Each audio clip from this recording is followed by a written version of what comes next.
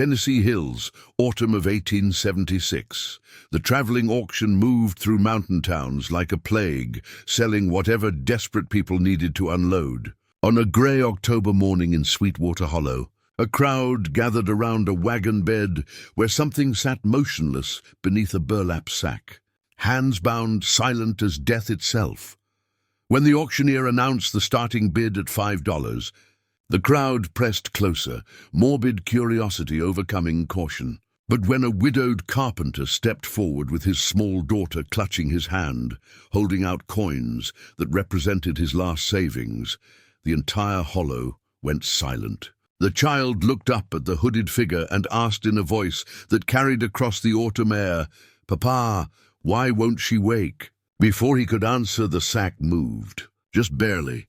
Just enough to prove that whatever lived beneath it was still breathing. The carpenter's hand tightened around his daughter's, and he raised his bid without taking his eyes off that trembling burlap. Nobody understood why, not then, but they would. Before we jump back in, tell us where you're tuning in from, and if this story touches you, make sure you're subscribed, because tomorrow I've saved something extra special for you. The mountains of eastern Tennessee rose like the bones of an ancient world, green and endless, covered in oak and hickory that turned gold and crimson each fall. Sweetwater Hollow sat nestled in a valley where three ridges converged, a place so remote that news from the outside world arrived weeks late, if it arrived at all. The settlement consisted of perhaps 40 families, most of them farming rocky soil that yielded just enough to survive, others working the small lumber mill that sat beside Coldwater Creek. It was the kind of place where everyone knew everyone else's business, where strangers were noted and discussed, where change came slowly, if it came at all. The auction wagon had arrived the night before, pulling into town just as the sun dropped behind the western ridge. It was a modified freight wagon, reinforced and covered with a canvas top that concealed its contents. 2 men operated it. The auctioneer, a rail-thin man named Silas Garrett, who wore a stained vest and spoke with the practiced enthusiasm of a carnival barker, and his assistant, a hulking, silent figure who handled the merchandise and never met anyone's eyes. They'd set up in the town square, such as it was, a cleared space of packed dirt where the general store, the blacksmith, and the small Baptist church formed 3 sides of a rough triangle. Word spread quickly. An auction meant opportunity, a chance to acquire things you needed without the long trip to Knoxville. Tools, fabric, household goods, sometimes livestock, but there were rumors about this particular wagon. It had passed through Millstone Valley 2 weeks prior, and travelers brought stories. This wasn't just goods being sold. There were people, too. Indentured servants, some said. Others whispered darker possibilities. In the territories and remote mountain regions, the line between legal commerce and human trafficking blurred more than decent folk wanted to admit. By mid-morning, nearly 60 people had gathered, drawn by necessity and curiosity in equal measure. Farmers leaned against fence posts, chewing tobacco and evaluating. Women clustered in small groups, fans moving despite the cool air, their voices low with judgment and speculation. Children darted between adults, sensing something unusual in the atmosphere, excited by any break in routine. At the edge of the crowd stood James Whitmore, a man of 35 who looked older, worn down by years of work and grief. He was a carpenter by trade, skilled enough that people came from neighboring valleys to commission his work: cabinets, chairs, window frames, anything that required precision and patience. His hands were scarred from years of working with wood, his frame lean and strong from physical labor. Beside him, gripping his hand with the determined clutch of a 7-year-old who'd learned too young that the world could take people away, stood his daughter Emma. She had her mother's dark hair and serious eyes, a child forced into premature awareness by loss. Her dress, though clean and carefully mended, was too small.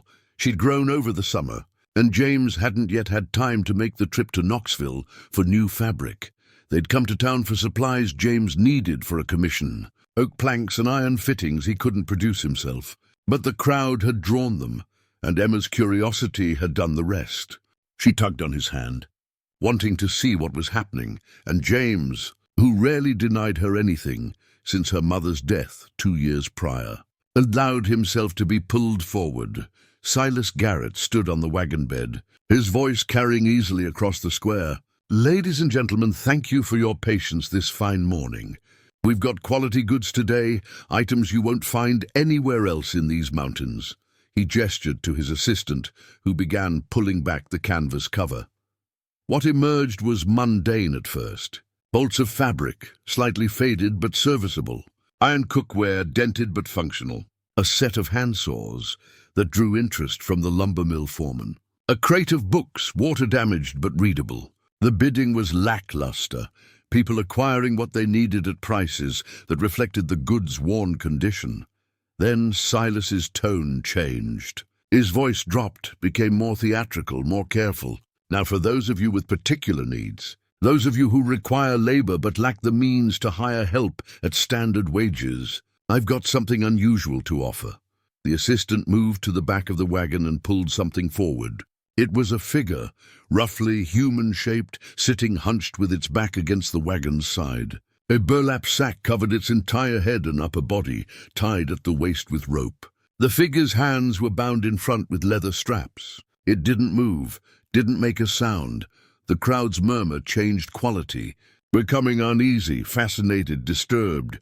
"This here is a worker," Silas continued, walking around the figure like he was displaying livestock. "Young, healthy, strong enough for field work or household labor. Can't speak, which some of you might consider an advantage." He paused for the nervous laughter that followed. "No family, no ties, no one coming to look for her. Clean bill of health as far as can be determined." James felt Emma's hand tighten in his. She was staring at the hooded figure with an intensity that concerned him. "Papa," she whispered, "why does she have a sack on her head?" "I don't know, sweetheart." "Don't look," but Emma didn't look away. None of them did. Silas tapped the figure's shoulder with a wooden rod, the gesture casual and cruel. The figure flinched, just slightly, but remained silent and still. "As you can see, she's compliant, well-trained, understands basic commands. She'll work sunrise to sunset without complaint, sleep wherever you put her, eat whatever scraps you provide." A man near the front called out, "Why the hood?" "She diseased? Disfigured? Let's just say she's easier to manage when she can't see where she's going," Silas replied smoothly. "Reduces the flight risk, if you understand my meaning. But I assure you, there's nothing contagious about her. The hood stays on during transport and initial settling. After that, it's your decision how you want to handle her." James felt sick. He'd heard of such things, of people so desperate or so damaged that they ended up as property in all but name, traded and sold in regions where law enforcement was sparse and questions were rarely asked. But he'd never witnessed it, never stood close enough to see the reality of it. Emma tugged his hand. "Papa, she's shaking." James looked closer. Emma was right. Despite the figure's stillness, there was a tremor running through her body. Not from cold. The autumn air was cool but not bitter. From fear. From whatever existence had led to this moment. "Starting bid," Silas announced, "is $5. A bargain for someone who needs work done and doesn't want to deal with wages, complaints, or workers who quit when something better comes along. $5 for years of labor." "Do I hear $5? The crowd was silent. The amount was low enough to tempt, but the situation was wrong enough to give even the most practical people pause. This wasn't buying an indentured contract with clear terms and eventual freedom. This was something darker, something that left a taste like copper in your mouth. "Come now," Silas cajoled, his voice taking on an edge. $5, less than the cost of a decent plow. Surely one of you can use cheap labor. A farmer James knew slightly, a hard man named Dockery, who worked his land and his family with equal harshness, stepped forward. $3. That's my offer. $5's too much for something I can't even see." Silas's smile was sharp. "The bid is $5, friend. Take it or leave it." Dockery spat tobacco juice into the dirt and stepped back, muttering.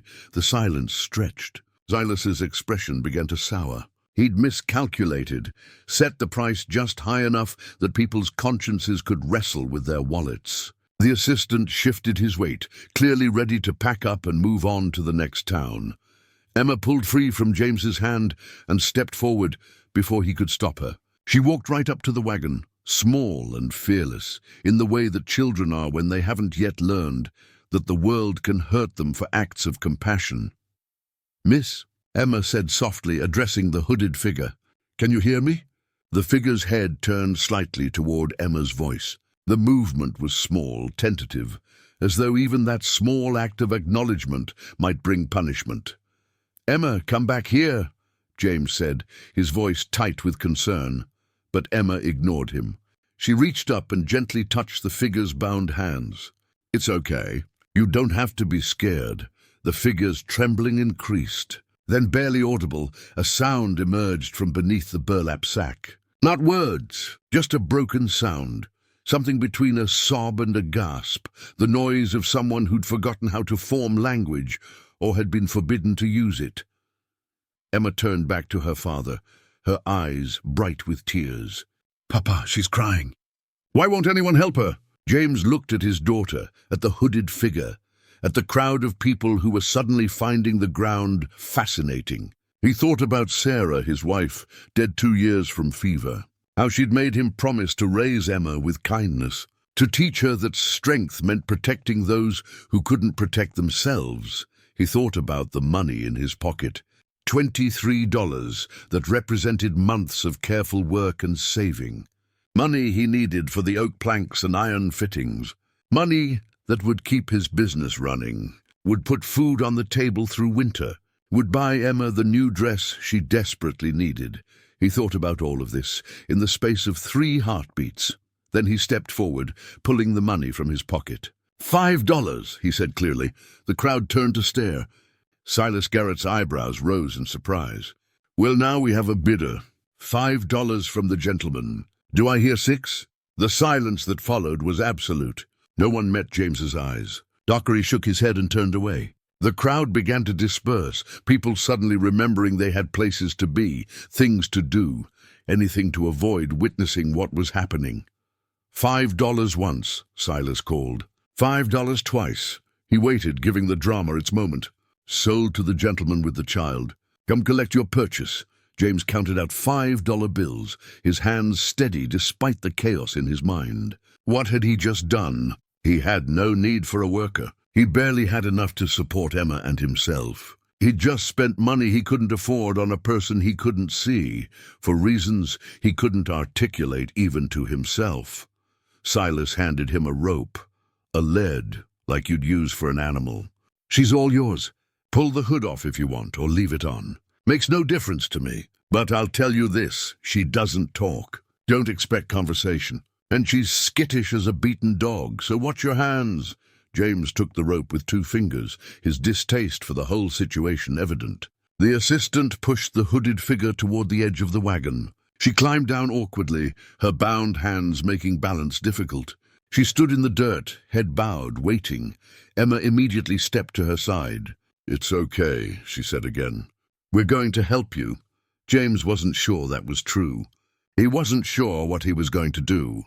But he'd made the choice, spent the money, and now a trembling, hooded woman stood in the town square with his daughter offering comfort, and the entire hollow watching with expressions ranging from pity to disgust to relieved gratitude that someone else had dealt with the situation. He picked up the rope lead but didn't pull it. Instead, he spoke directly to the hooded figure. "Can you walk?" A pause, then a small nod. "Then walk with us. We're going home." He turned and started walking toward the edge of town, toward the path that led up into the eastern ridge where his cabin sat alone in a clearing he'd carved from the forest. Emma walked beside the hooded woman, chattering softly about the woods, about their cabin, about her cat named Button, who would probably be curious about the visitor. Behind them, the crowd watched until they disappeared into the tree line. Then the murmuring started, speculation and judgment flowing as freely as the creek water. What was James Whitmore thinking? What would he do with her? Was he a fool or a saint? And more darkly, what was under that hood that required hiding? But James didn't hear any of it. He walked in silence, his daughter's voice filling the spaces between trees. And behind them both, a woman with a sack on her head took one careful step after another, heading toward something she couldn't see, couldn't name, couldn't dare to hope might be different from everything that had come before. Preparing and narrating this story took us a lot of time, so if you are enjoying it, subscribe to our channel. It means a lot to us. Now back to the story. The path up into the eastern ridge was steep enough to test the legs of anyone unfamiliar with mountain terrain. It wound through dense forest, where oak and hickory grew so thick that sunlight reached the ground in scattered patches, creating a world of green shadow and golden light. The air smelled of leaf mold and moss, of wood and earth, and the approaching change of seasons. James walked at a measured pace, conscious of the woman behind him who stumbled occasionally on roots and rocks. She couldn't see through the burlap hood. He'd loosened the rope lead until it hung slack between them, more symbol than restraint. Emma had positioned herself beside the woman, one small hand occasionally reaching out to steady her when the path grew treacherous. "There's a big root here," Emma would say, her voice bright and helpful. "Step high. And there's blackberry bushes on the left. So stay to the right or you'll get scratched." The woman never responded, but her movement suggested she was listening, that Emma's guidance was helping her navigate the invisible world she existed in. They'd been walking for perhaps 20 minutes when James stopped, at a small clearing where a spring bubbled up between moss-covered stones. He set down the supplies he'd purchased before the auction, the few items he could still afford after spending $5 on impulse and conscience. "We'll rest here," he said, speaking to the air more than to anyone specific.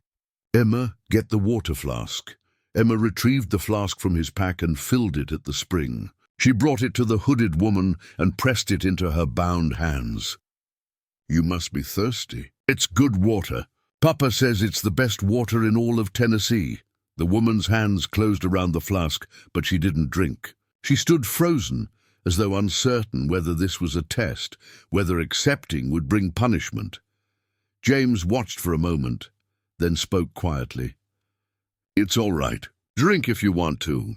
No tricks here." Still the woman hesitated. Her hands trembled around the flask. Emma frowned, her child's mind working through the puzzle. "Papa, I think she's scared. I think maybe nobody's been nice to her in a long time." The observation hit James like a fist to the chest. Of course she was scared. Whatever existence had led to standing on an auction wagon with a sack on her head hadn't included kindness or trust. He'd bought her on impulse, motivated by his daughter's tears and his own revulsion at the scene, but he hadn't thought through what came next. What do you do with a person so broken they can't even accept water without fear? He crouched down, making himself smaller, less threatening. "Listen to me," he said, his voice gentle but firm. "My name is James Whitmore. This is my daughter, Emma. We live about 2 miles up this ridge, in a cabin I built with my own hands. I bought you from that wagon because my daughter asked me to, and because what was happening down there was wrong. I don't know your story, and I won't pressure you to tell it. But here's what I can promise. Nobody's going to hurt you in my home. Nobody's going to starve you or beat you or use you poorly. You'll have food, shelter, and safety. That's all I can offer, and it's yours for as long as you need it." The woman's head tilted slightly beneath the hood, as though she were trying to determine if his words were real or just another cruelty disguised as mercy. "I'm going to untie your hands now," James continued. "You can drink or not drink, that's your choice. But you shouldn't have to walk through these woods bound like livestock. That's not how we do things." He reached slowly for the leather straps binding her wrists. The woman flinched violently, jerking backwards so hard she nearly fell. James pulled his hands back immediately. "All right," he said softly. "All right. We'll leave them for now. When you're ready." Emma knelt beside the woman and gently guided the flask to where the edge of the burlap hood met her neck. "There's a gap here," Emma said with the practical problem-solving of childhood. "You can tip the flask and drink through it. Nobody has to touch you." The woman remained still for another long moment. Then slowly, carefully, she tilted the flask and water splashed against the burlap. Some of it must have reached her mouth because her throat moved in swallowing. She drank deeply, desperately, like someone who'd been denied water for longer than was humane. When she finally lowered the flask, her breathing was ragged. Emma took it back and refilled it at the spring without being asked, then returned it to the woman's bound hands. This time, the woman drank more slowly, with more control. James felt something ease in his chest. It was a small thing accepting water, but it was a beginning. Proof that underneath the fear and trauma, survival instinct still functioned. Where there was survival instinct, there was hope. They resumed walking. The path grew steeper, the forest thicker. James pointed out landmarks to Emma. The lightning-split oak that marked the halfway point, the rock formation that looked like a sleeping bear, the place where he'd once seen a mother deer with twin fawns. His voice filled the silence, not because he expected response, but because silence could be heavy, oppressive, something that magnified fear. The woman behind them continued to stumble occasionally, but less frequently now. She was learning the rhythm of the walk, anticipating obstacles by the sound of James's and Emma's footsteps. By the way, the light changed through the hood. By senses that had been forced to sharpen in the absence of clear sight, they passed through a grove of birch trees, their white bark glowing in the afternoon sun, and Emma exclaimed over a patch of mushrooms growing in a fairy ring around a rotted stump. She wanted to stop and examine them, but James gently urged her forward. "We need to get home before dark. You can explore tomorrow. Will she be there tomorrow?" Emma asked, glancing back at the hooded woman. "That's up to her," James said carefully. "She's free to leave whenever she wants. We're not keeping anyone against their will. But where would she go? She can't even see."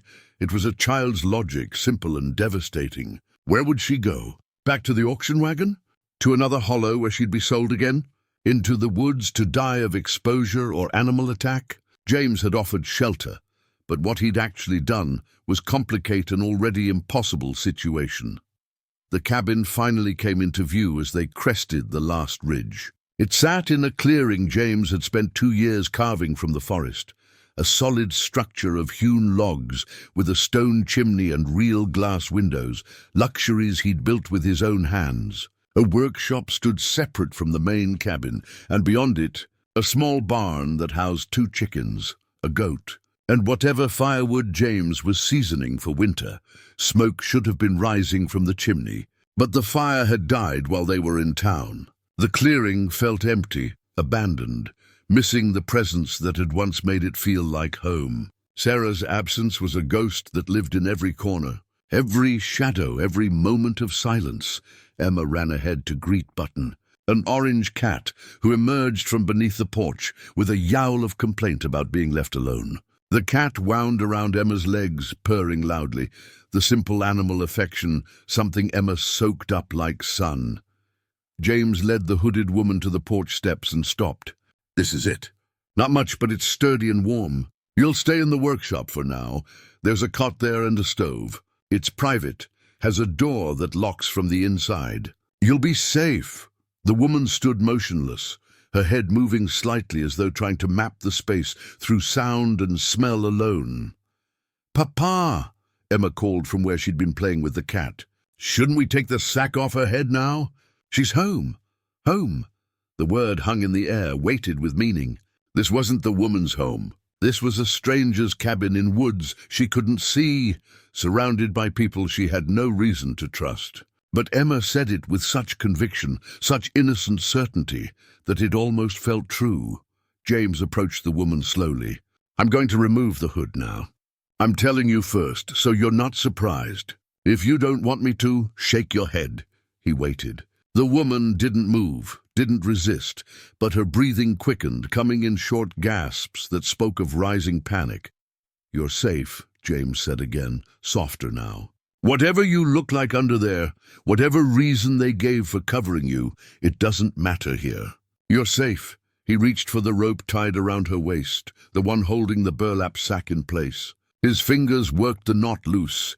It was tight, tied by someone who didn't care about the person underneath. When it finally gave way, James pulled the sack upwards slowly, giving the woman time to protest if she chose.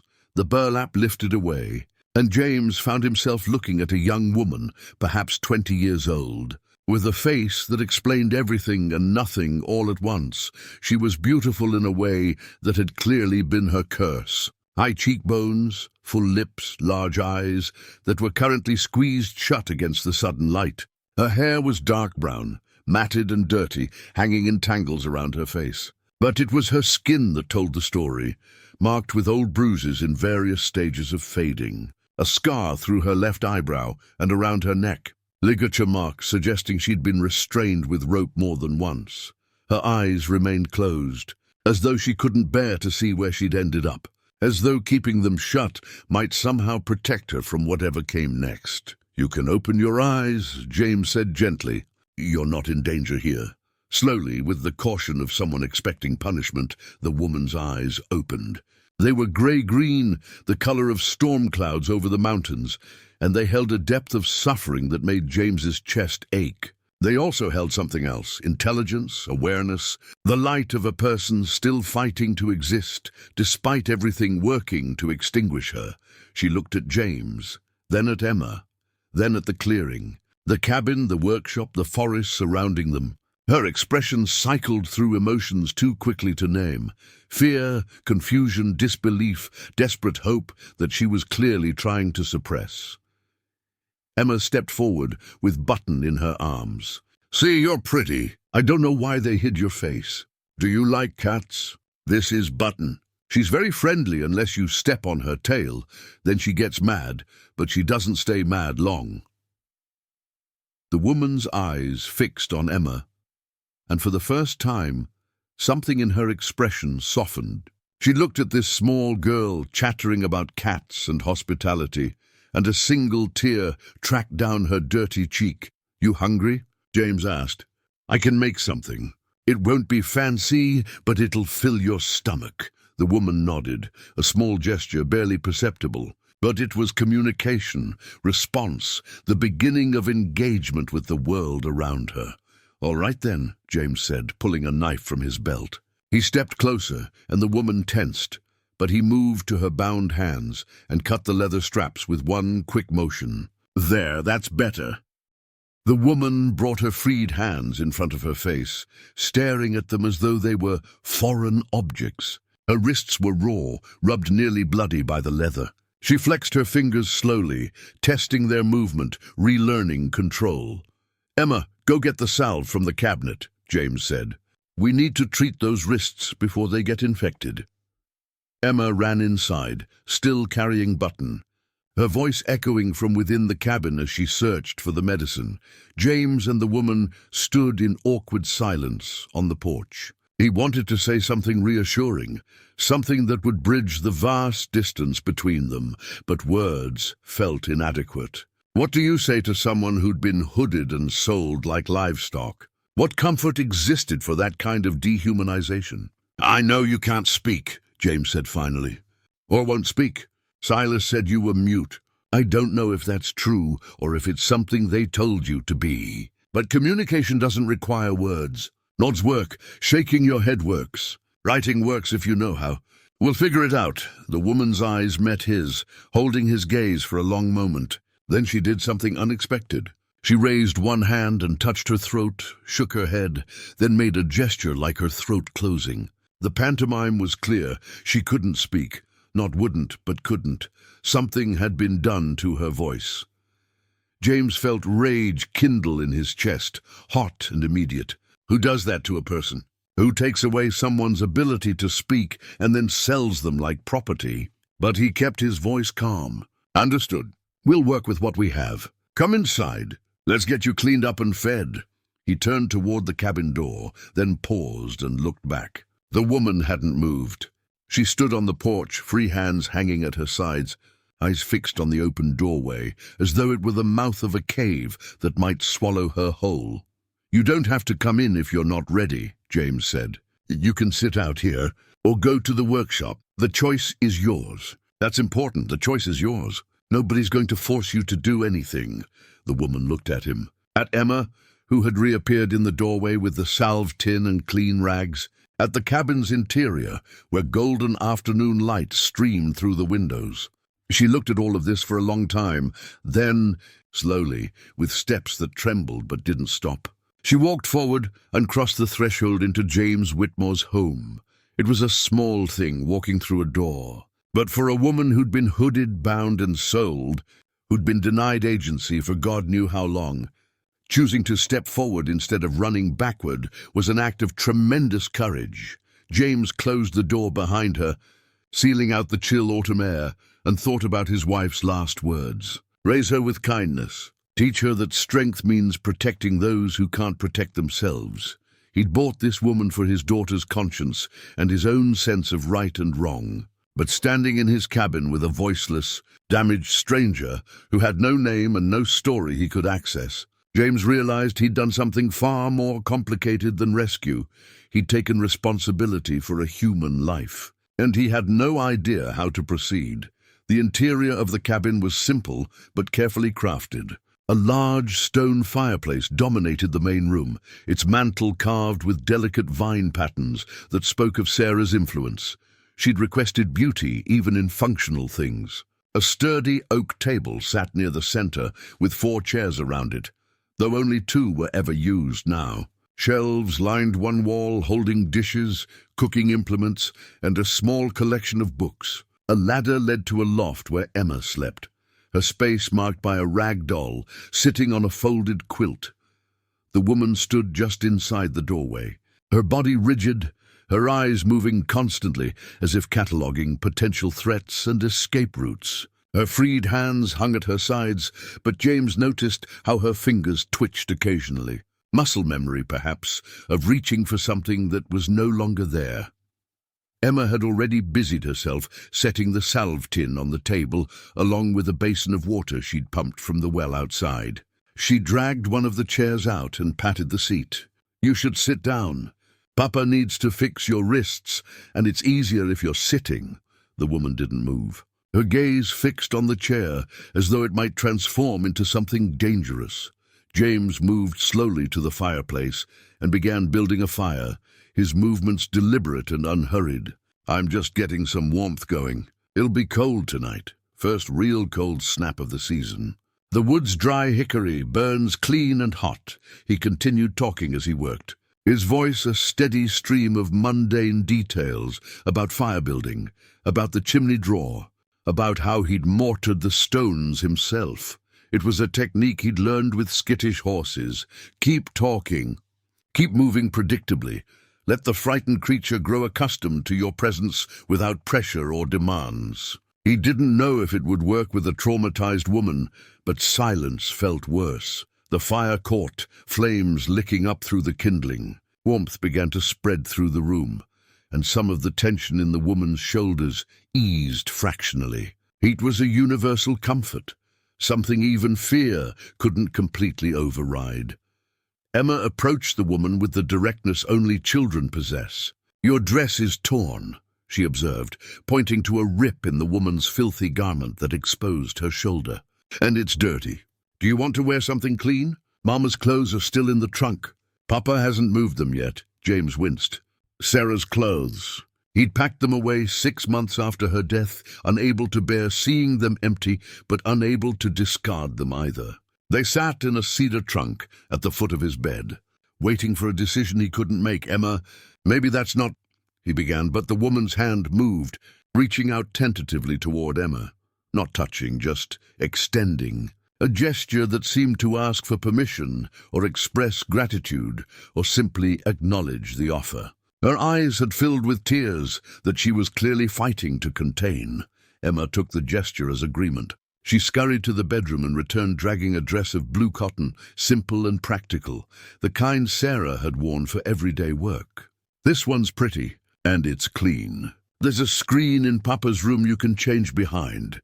The woman accepted the dress with trembling hands, holding it as though it were made of glass. She looked at James with an expression he couldn't quite read, something between question and plea.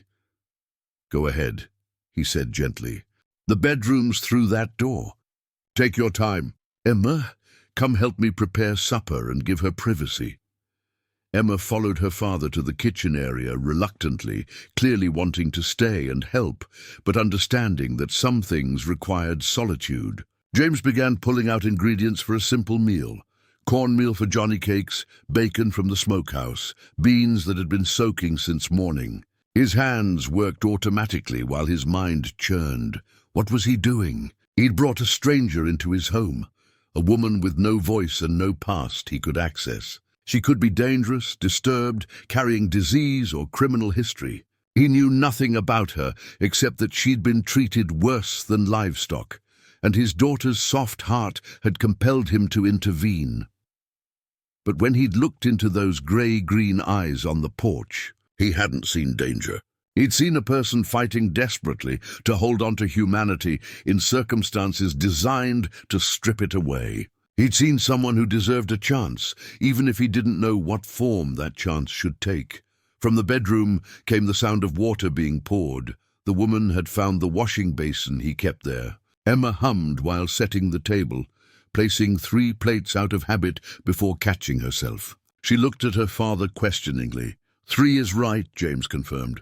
She'll eat with us if she's willing. What's her name, Papa? I don't know. She can't tell us, and the auctioneer didn't say. Then we should give her a name. We can't just call her She forever. James flipped the Johnny cakes on the griddle, considering. Names are personal things, Emma. Maybe she has one she can write down, or maybe she wants to choose her own. We should wait. But what if she doesn't have one? What if they never gave her one? That would be so sad, not having a name. The bedroom door opened before James could respond. The woman emerged wearing Sarah's blue dress, and the transformation was startling. Clean fabric revealed how thin she was, her frame almost skeletal beneath the cloth. But more striking was her face, now partially washed, showing features that were delicate and striking, despite the marks of abuse. She'd attempted to comb her hair with her fingers, pulling it back from her face, and in the firelight she looked young and terrified and trying desperately to appear neither. Her eyes found James's, holding a question he understood without words.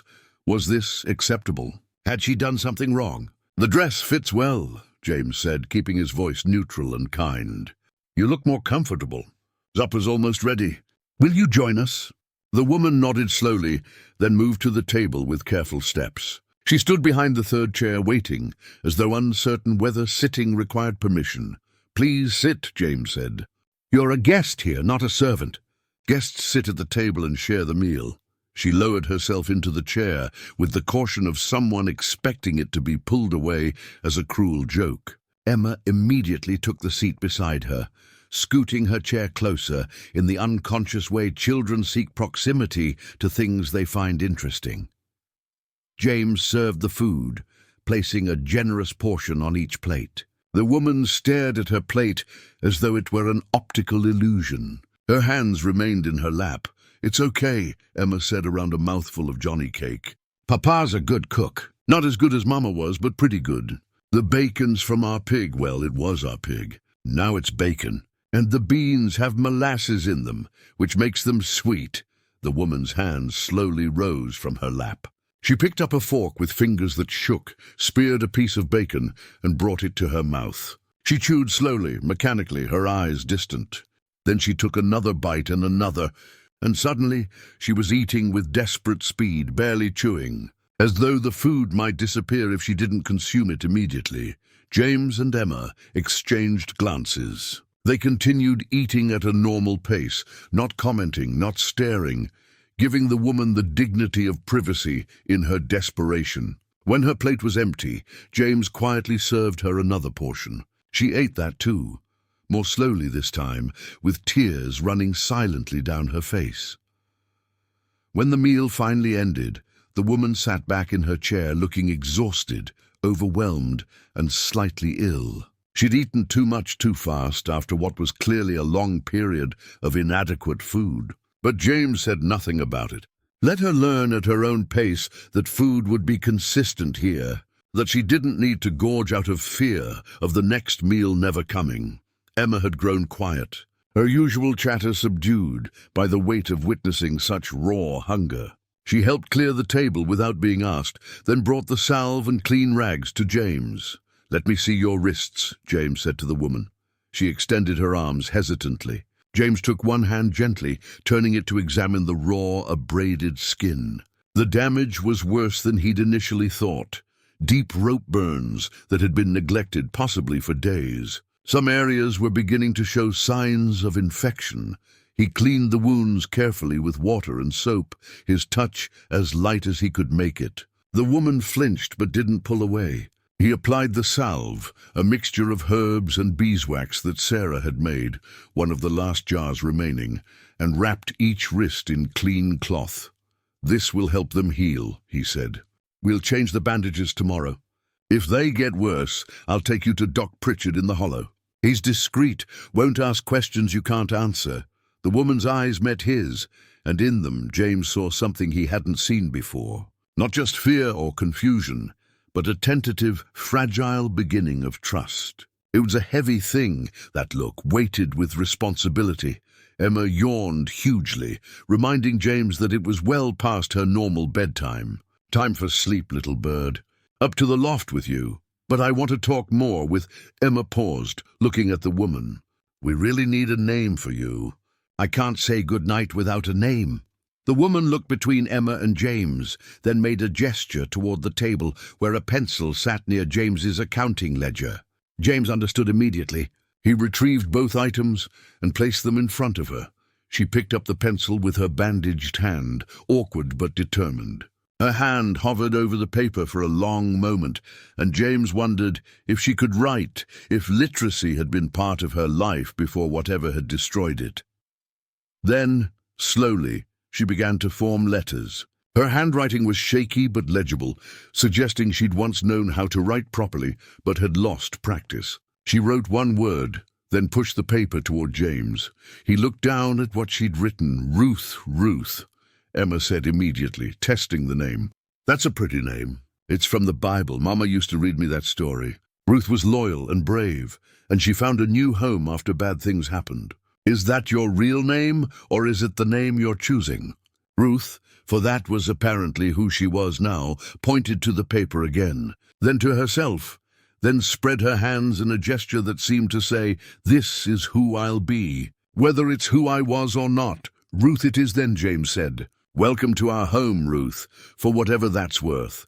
Ruth's eyes filled with tears again, but this time she didn't fight them. She let them fall, silent and steady, while Emma hugged her impulsively, and James turned away to give her privacy in her grief or relief, or whatever complicated emotion was working through her. Emma climbed to her loft, calling down good nights. James showed Ruth to the workshop, carrying a lantern to light the way. The space was clean and organized.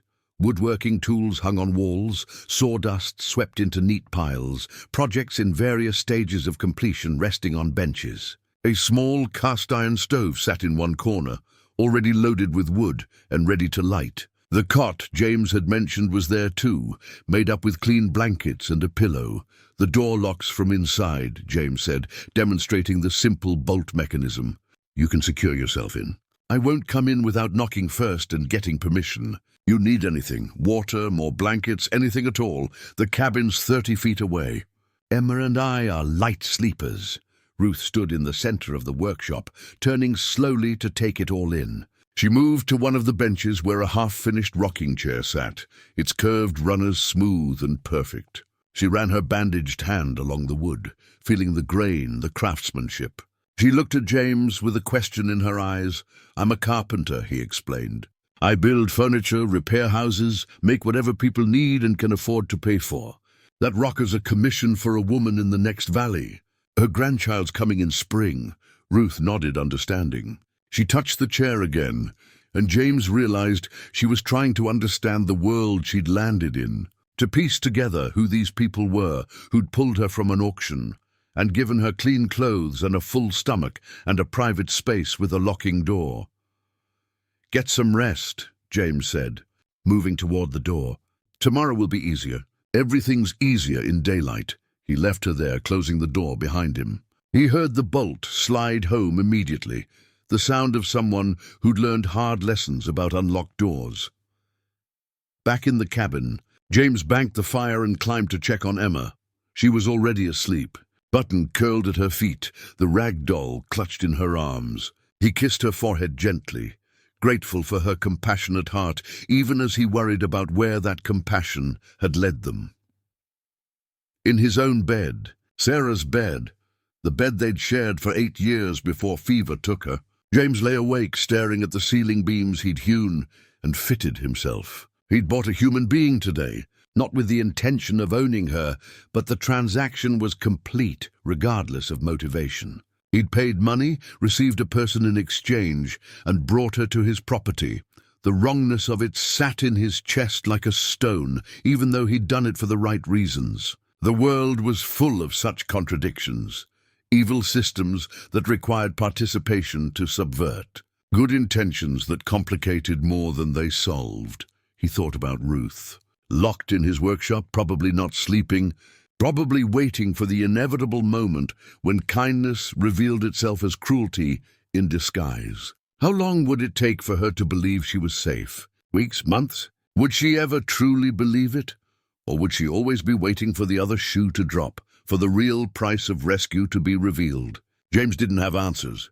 He only had commitment to Emma, to the promise he'd made to Sarah, to the woman in his workshop who'd been given a chance and a name and nothing else. He would figure out the rest as he went, the same way he figured out joinery and wood grain and how to build something stable from raw materials.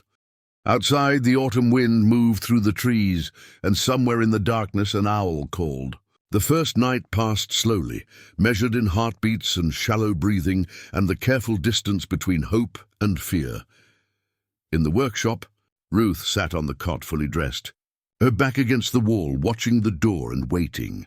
She didn't sleep, didn't dare, but for the first time in longer than she could remember, she was warm and fed and alone in a way that felt protective rather than isolating.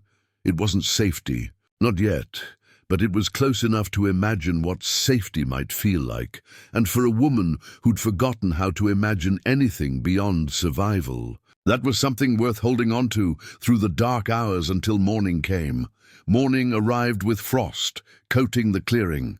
Each blade of grass transformed into silver crystal by the overnight cold. James woke before dawn, as was his habit, dressed quietly, and descended from the loft to start the fire. The cabin held the deep chill that comes in late October, the kind that seeps into bones and makes movement feel like work. He had the fire burning strong and coffee brewing when Emma climbed down the ladder, still wearing her nightgown, her dark hair a wild tangle around her face. She went immediately to the window that faced the workshop. "Is she still there?" Emma asked, pressing her nose to the glass. "I don't know. Haven't checked yet. What if she left in the night? What if she ran away because she was scared?" "Then that's her choice," James said, though the thought had occurred to him as well. "We can't force anyone to stay, Emma. Freedom means having options, even if one of those options is leaving." But when he opened the cabin door to collect wood for the fire, he saw smoke rising from the workshop's chimney. Someone had lit the stove. Someone was still there. Relief moved through him, unexpected in its intensity. He hadn't realized how much he'd invested in Ruth's presence until faced with the possibility of her absence. Emma insisted on bringing breakfast to Ruth rather than waiting for her to emerge. She loaded a plate with eggs, biscuits, and a jar of preserved peaches, moving with the determined purpose of a child on a mission. James followed, more to supervise than to interfere, carrying a pot of hot coffee. Emma knocked on the workshop door with her free hand. "Ruth, it's Emma. I brought you breakfast. Can we come in?" Silence. Then the sound of the bolt sliding back. The door opened a crack, and Ruth's face appeared in the gap, pale and exhausted. Her eyes were red-rimmed. She'd been crying or hadn't slept, or both. She looked at Emma, then at James behind her, and James saw the calculation happening. Was this safe, or was safety an illusion about to shatter? "We won't come in if you'd rather eat alone," James said. "Emma can leave the plate outside." But Ruth pulled the door open wider, stepping back to allow them entry. The workshop was tidy. She'd folded the blankets on the cot with military precision, had swept the floor with the broom that hung near the door. The fire in the stove burned steady and efficient. She'd been awake long enough to accomplish tasks, to impose order on the small space granted to her. Emma set the plate on one of the workbenches, chattering as she always did. "Papa made eggs from our chickens. Their names are Mabel and Gertrude, and they're bossy, but they lay good eggs. The peaches are from last summer. Mama canned them before she got sick. Papa says they're almost too sweet, but I think they're perfect." Ruth accepted the plate with a small nod of thanks. She sat on the edge of the cot and began eating. Slower than last night, but still with the intensity of someone for whom food remained uncertain despite yesterday's promises. James poured coffee into a tin cup and set it within her reach. "I've got work to do today. Need to finish that rocking chair and repair a wagon wheel for Miller down in the hollow. You're welcome to stay here, rest, do nothing, or if you'd rather, you can come watch. Sometimes people find woodworking interesting. Either way is fine." Ruth's eyes followed him as he spoke, her expression unreadable. When he finished, she made a gesture, pointing to him, then to the tools on the walls, then to herself with a questioning tilt of her head. "You want to help?"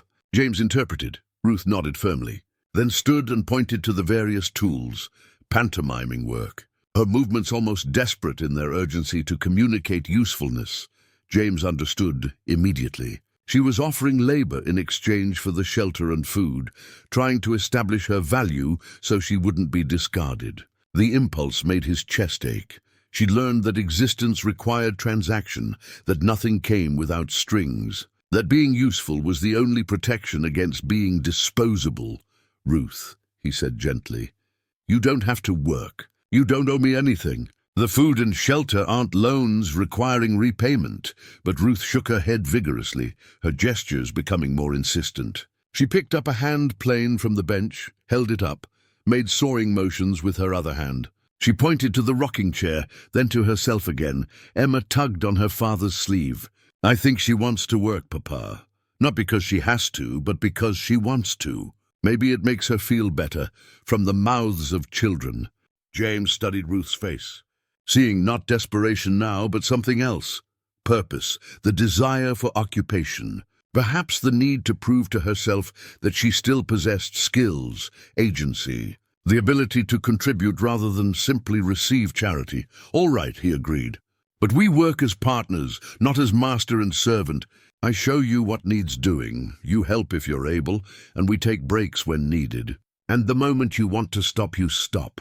No judgment, no consequences. Agreed?" Ruth's expression transformed. Something that might have been a smile tried to break through the trauma carved into her features. She nodded emphatically, clutching the handplane like a lifeline.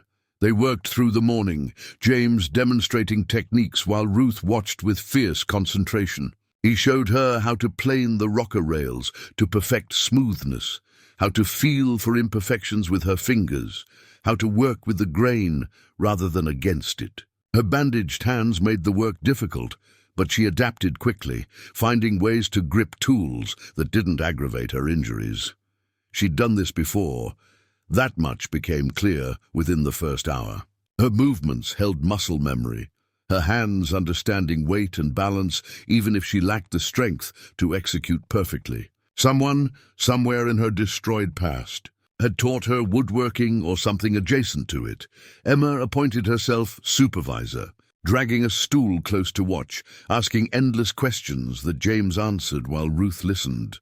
"Why does the wood smell different when you cut it? How do you know which trees make the best furniture? Can girls be carpenters too, or is it just for boys and papas?" "Anyone can be a carpenter if they're willing to learn," James said, guiding Ruth's hands to show her the proper angle for the plane. "Takes patience more than strength, takes attention to detail. Your mama used to say that's why I was good at it. I was too stubborn to accept anything less than perfect." Ruth's hands stilled under his, and she looked up at him with a question in her eyes, not about woodworking, but about the woman whose clothes she wore, whose memory filled this house like sunlight through windows. "Sarah," James said, understanding the unspoken question. "My wife, Emma's mother. She died 2 years ago from fever. The doctor said it came on fast, gave us no time to prepare. 1 week she was fine, the next she was gone. Some things in life don't give you the courtesy of warning." Ruth's expression softened with recognition. She knew loss, knew the weight of absence. She reached out tentatively and touched James's hand where it rested on the plane, a gesture of shared grief, of understanding that some wounds never fully healed. The moment stretched between them, acknowledgement of pain without words. Then Emma, with a child's instinct for when sadness needed interrupting, announced that Button had caught a mouse and was very proud of herself. They broke for lunch, bread and cheese and apples from the root cellar. Ruth ate on the workshop steps, her eyes scanning the clearing and the forest beyond, with the wariness of prey animals. James and Emma sat nearby, close but not crowding, letting Ruth control the distance between them. "Do you think she'll stay?" Emma whispered to her father when Ruth's attention was focused elsewhere. "I don't know, sweetheart. That depends on whether she feels safe here, whether she wants to stay. We can't make that decision for her. I want her to stay. I like her. She listens when I talk, really listens, not like grown-ups who pretend to listen but are actually thinking about other things." James smiled despite himself. "When did you get so wise?" "Mama used to say I was born wise. I just had to grow into it. Sarah had said that." James had forgotten, but Emma remembered, carrying her mother's words forward like precious cargo. It occurred to him that Ruth was doing something similar. Emma was extending to Ruth the same compassionate attention Sarah had given to everyone she encountered. His daughter was becoming her mother in all the ways that mattered. The afternoon brought a visitor. Daniel Yates, a farmer from down the ridge, rode into the clearing on a mule that looked as tired as its owner. He'd come to discuss a commission, built-in cabinets for his wife's kitchen, something she'd wanted for years, and they'd finally saved enough to afford. Ruth vanished into the workshop the moment she heard hoofbeats, the door closing and bolt sliding home with practiced speed. James noted it but said nothing, conducting his business with Yates on the porch while Emma played with Button in the yard. Yates was a decent man, weathered and honest, who asked fair prices and paid on time. They discussed dimensions, wood selection and timeline. 20 minutes, and the deal was struck, hands shaken, a deposit provided in cash that James desperately needed. As Yates prepared to leave, he paused and lowered his voice. "Heard you bought something unusual at the auction yesterday.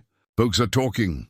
"I imagine they are," James said neutrally. "Just want you to know, whatever your reasons, they're your own business. But be careful. Silas Garrett doesn't like being reminded that what he does is wrong. Sometimes people who make him uncomfortable find themselves facing trouble they didn't invite. It was a warning delivered with kindness, and James accepted it as such." "Appreciate the concern, Daniel. I'll be mindful." After Yates departed, James knocked on the workshop door. "He's gone, Ruth. It's safe." The door opened slowly. Ruth stood there, her face pale, her hands trembling again. She made a series of gestures, pointing to herself, to the direction Yates had ridden, shaking her head violently. "You're afraid people will see you," James interpreted. "Afraid word will spread that you're here." Ruth nodded, her eyes desperate with the need to make him understand the danger. "Are you running from someone specific? Someone who might come looking?" Another nod, more emphatic. Ruth grabbed the pencil and paper James had left in the workshop. She wrote quickly, her handwriting shaky but urgent. "They will come, always come. Find me everywhere."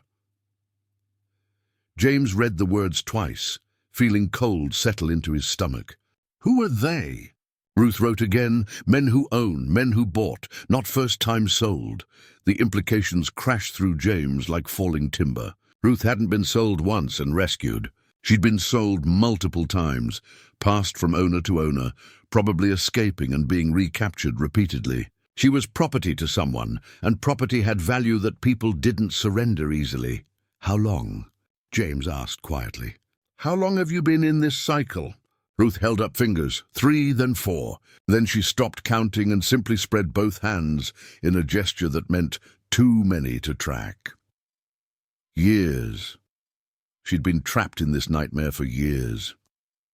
James sat down heavily on the workshop steps. Emma, sensing something wrong, came over and leaned against his shoulder. Ruth stood in the doorway, waiting for the inevitable moment when James would realize she was more trouble than worth. when compassion would collide with self-preservation and lose. But James had fought in the war, fought for the Union in battles he still couldn't speak about without tasting copper and smoke. He'd seen men own other men, had watched the machinery of slavery grind souls into dust. He'd believed, perhaps naively, that the war had ended that particular evil. But evil didn't end. It adapted, found new forms, new victims. Ruth was living proof that the buying and selling of human beings hadn't stopped with Appomattox. It had simply moved into shadows and mountain hollows where law was scarce and conscience was scarcer.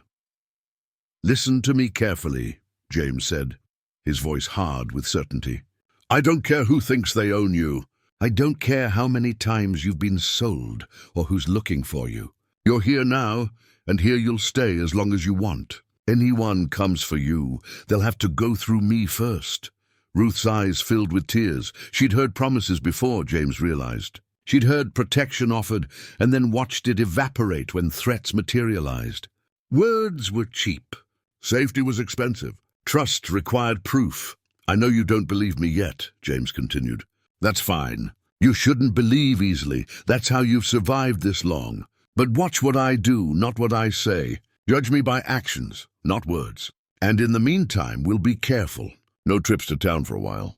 We'll keep you out of sight until we figure out what to do."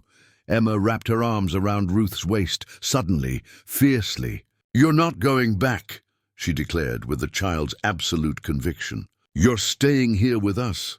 And anyone who tries to take you away will have to fight me too, and I'm very fierce when I'm angry. Papa says I get that from Mama."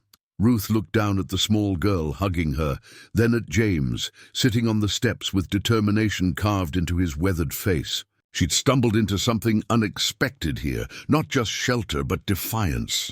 Not just kindness, but the willingness to stand against whatever darkness came hunting. She knelt slowly and wrapped her arms around Emma, returning the embrace. Over the child's head, her eyes met James's, and in them he saw the first fragile thread of hope beginning to weave itself through fear. It wasn't trust. Not yet, but it was the possibility of trust, and that was how all lasting things began, with possibility, with the choice to believe that this time might be different, and that these people might mean what they said. The afternoon light slanted golden through the trees, and in a clearing on an eastern ridge, 3 people stood together in the complicated space between stranger and family, between rescue and refuge, between what had been and what might yet be. The workshop door remained open. That small detail mattered more than all the words spoken. Open meant accessible. Open meant communication. Open meant Ruth was choosing to stay visible rather than hiding in the safety of locked doors and drawn bolts. Small steps. Small choices, but they were hers to make, and in a life where choice had been systematically stripped away, reclaiming even the smallest decisions was an act of profound courage. James stood and brushed sawdust from his pants. "Come on, that rocking chair won't finish itself, and I promise delivery by week's end. Ruth, you're still willing to help?" Ruth nodded and followed him back into the workshop. Emma trailed behind, still chattering about Button's hunting prowess and whether mice were afraid of cats or just pretended not to be. The day moved forward. Wood shavings curled and fell. The scent of fresh-cut oak filled the air. And slowly, carefully, 3 people who'd been brought together by chance and conscience began the delicate work of becoming something more permanent, something that might, eventually, be called family. 2 weeks passed in a rhythm that surprised James with its naturalness. Ruth worked beside him in the workshop each day, her skills improving as confidence returned to hands that had been forced to forget their capabilities. She communicated through gestures, written notes, and an evolving system of signals that Emma decoded with the intuitive genius of childhood. The terror that had marked her first days began to recede. Replaced by something cautious but present, engagement with the world around her, she slept in the workshop still. The door bolted each night, but during daylight hours she moved more freely through the clearing. She'd taken over care of the chickens, collecting eggs each morning with a gentleness that made the stubborn birds tolerate her presence better than they tolerated James. She helped Emma with lessons, pointing to words in the primer and nodding encouragement when the child struggled with difficult passages. But she never spoke, not a sound, not a whisper, not even in sleep, when dreams might bypass whatever control she maintained during waking hours. James had accepted this as permanent until the morning he found Ruth standing in the workshop doorway at dawn, her face ashen, one hand pressed to her throat while the other clutched a piece of paper. He'd been carrying water from the well, and he nearly dropped the bucket when he saw her expression, pure panic mixed with desperate hope. The look of someone who discovered something impossible and didn't know whether to celebrate or mourn. "What's wrong?" he asked, setting down the bucket and approaching carefully. Ruth thrust the paper at him. Her handwriting was barely legible, the words formed in shaking script. Dream, spoken dream. Voice worked, not broken, trapped. James read the words twice, trying to understand. "You dreamed you could speak?" Ruth nodded violently, then made a series of frantic gestures, pointing to her throat, opening her mouth wide, touching her tongue, shaking her head in frustration at her inability to explain something complex through pantomime alone. Emma emerged from the cabin, rubbing sleep from her eyes. "What's happening? Why is Ruth upset?" "I'm not sure yet," James admitted. "Ruth, can you write more? Help me understand what you're trying to say." They moved to the workshop table, where Ruth's pencil flew across paper, words tumbling out in fragments. "Throat fine, tongue fine, nothing broken, can't make. Sound, tried, nothing comes, like wall between. Thought and voice, but dream, different. Dream had voice, means not broken, means." Blocked, James studied the words while Ruth watched him with desperate intensity. "You're saying nothing physical prevents you from speaking, but something psychological does. Some kind of mental block?" Ruth seized on this, nodding emphatically. She wrote more. "Fear, trauma. Something stops words before they start. But asleep, no fear." Voice worked. Emma climbed onto a stool beside them. "So she can talk, but something scared her so bad she forgot how?"